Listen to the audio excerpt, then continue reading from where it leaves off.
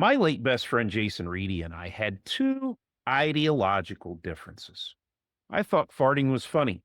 He didn't. And during one wedding reception gig, that difference of opinion nearly ended our DJ career. I was ripping farts behind the DJ booth until Reedy finally snapped. Did we finish the gig? Did Reedy leave? I'm Bill Roseberry. After 20 years in community journalism, I've learned that the best stories aren't in the headlines. They're in the messy, hilarious moments of real life, like this one. Welcome to my channel, where I serve up original fact or fiction features anchored in Midwestern roots and Gen X nostalgia. I peered at myself in the full length mirror, buttoning up my crisp new navy blue Ralph Lauren Polo shirt. I tucked it into my cream pleated Dockers and checked the profile. I looked dope. The wedding reception was looming, and I still needed to hunt down the right tie, lace up my Doc Martens, and pick up Reedy. Luckily, the venue was only 15 minutes away, and I already had my Ford Explorer loaded down with the DJ gear.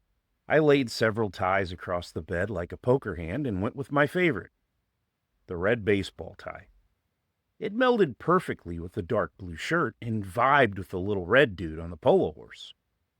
When I pulled into Reedy's driveway, he was parked in the plastic chair strategically positioned by his front door, smoking a Marlboro Red and looking perturbed.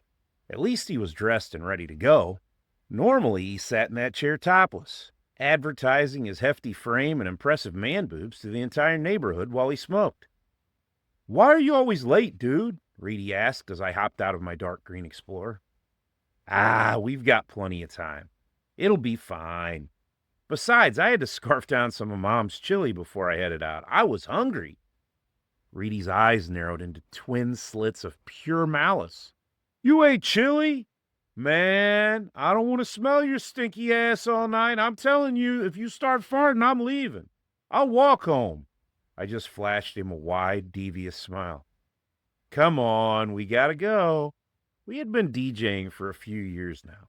It was a lucrative side gig born from a mutual obsession with music. A guy we had worked with at Tomachek, Marlon, helped get us our start. He and his buddy Bunny rounded out our little quartet, the Off-the-Hook DJs. I had an extensive CD collection, and it had grown exponentially in the last couple of years to provide appropriate tunes for each occasion. Who knew that BMG music subscription I started in high school would eventually turn a profit? As we honed our skills, we were landing more gigs all the time. We had spun music at birthday, retirement, and graduation parties, fraternity and sorority formals, DJ'd at bars, and much more. Reedy and I even announced an MMA event at a local KC hall once. We had enough tracks to handle anything from a frat formal to a retirement home mixer. Tonight's gig was a random wedding reception, our bread and butter. That meant keeping things professional. I handled the mic. Reedy refused to touch it, treating the thing like it was infected with leprosy. His forte was the soundboard. He was almost surgical with the levels, obsessing over minute errors that no human ear could actually hear. It was annoying, sure, but our sound quality was untouchable. We pulled up to the venue, and I backed the Explorer to the doors. Inside, a few hall workers were milling about. A bartender was stocking the rail, and an older woman, likely an aunt or a family friend, was fussing over the centerpieces. We started the grueling process of unloading.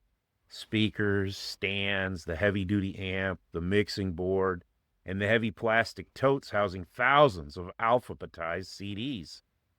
This was the part we hated. "Hi there," I said with a smile to the elegantly dressed woman arranging centerpieces as we came through the door. "We're the DJs. Where are we setting up tonight?" She eagerly pointed toward a small stage near the dance floor. A table and 2 chairs were already in place. Good, the bride remembered, I thought. "I'm just so excited for tonight," the woman gushed, smiling wildly. "It's going to be beautiful. I cannot wait to dance later.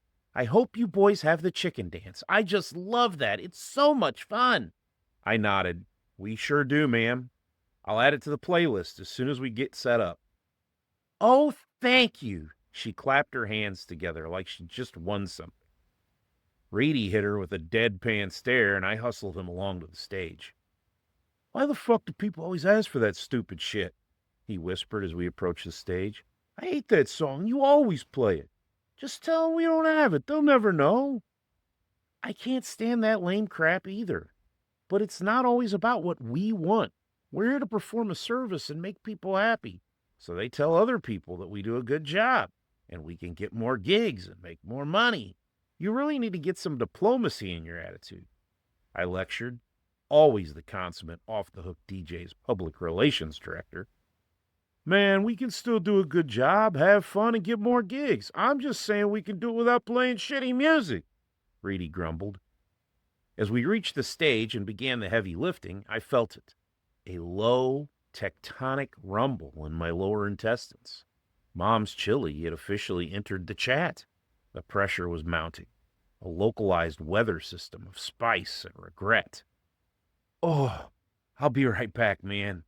I gotta find the restroom real quick," I said, walking a bit stiff-legged. Reedy glared at me over the top of the speaker in his arms.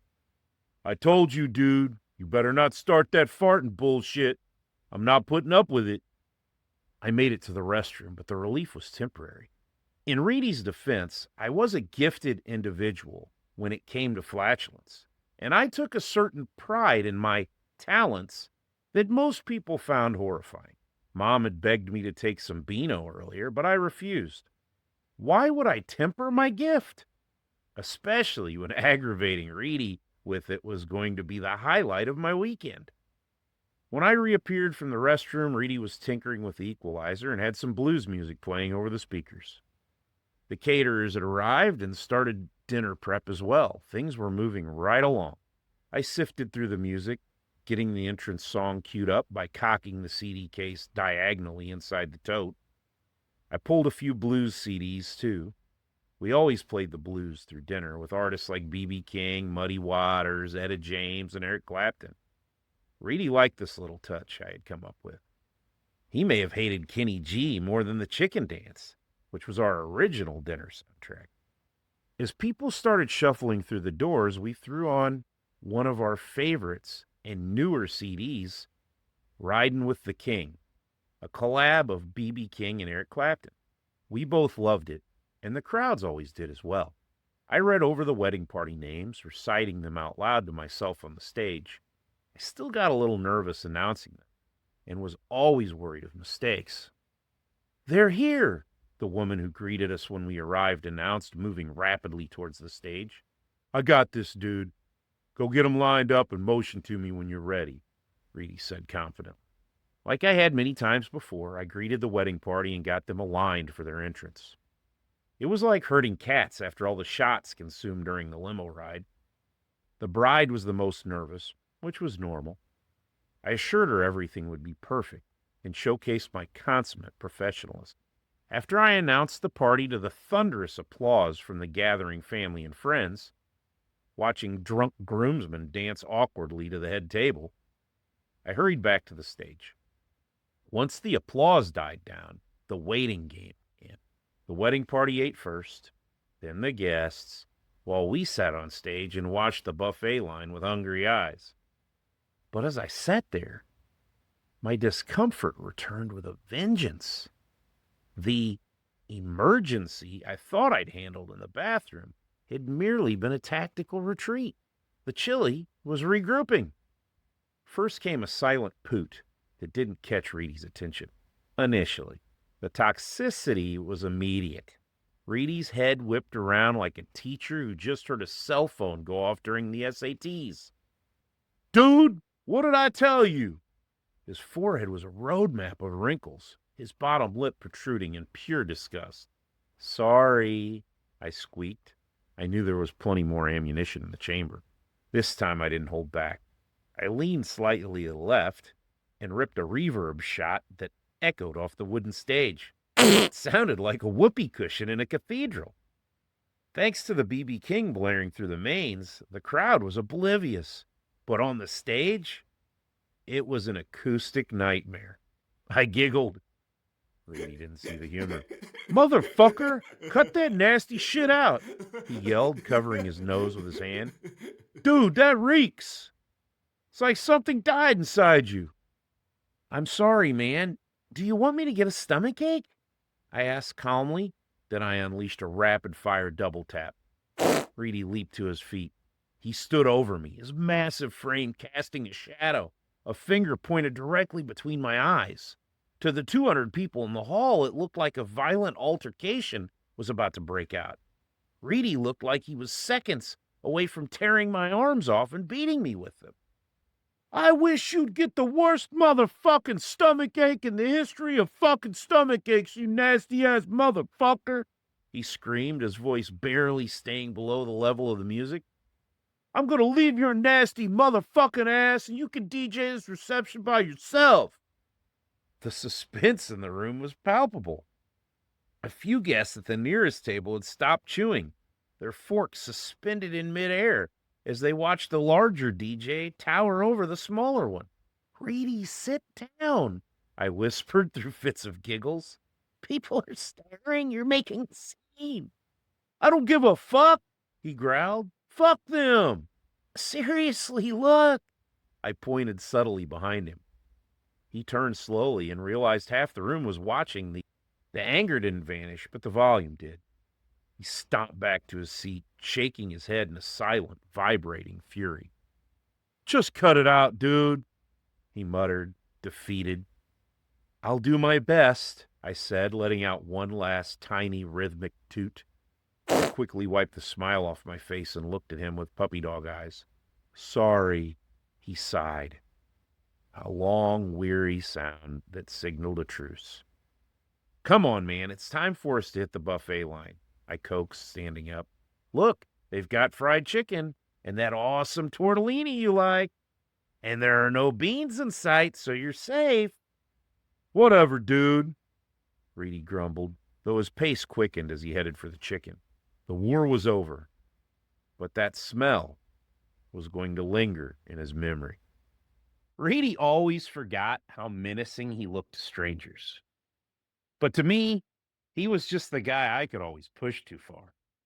That's the heart of these stories. Real friendship, farts and all. That bond we had, the laughs and the near fights, is actually the heartbeat of my upcoming debut novel.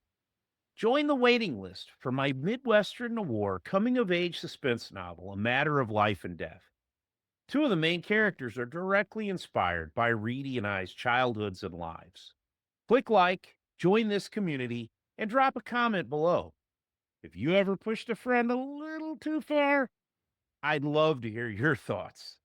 I'll see you next week right here at Bill Roseberry Stories with another crazy story that is mostly fact, a little bit of fiction, but is definitely all me.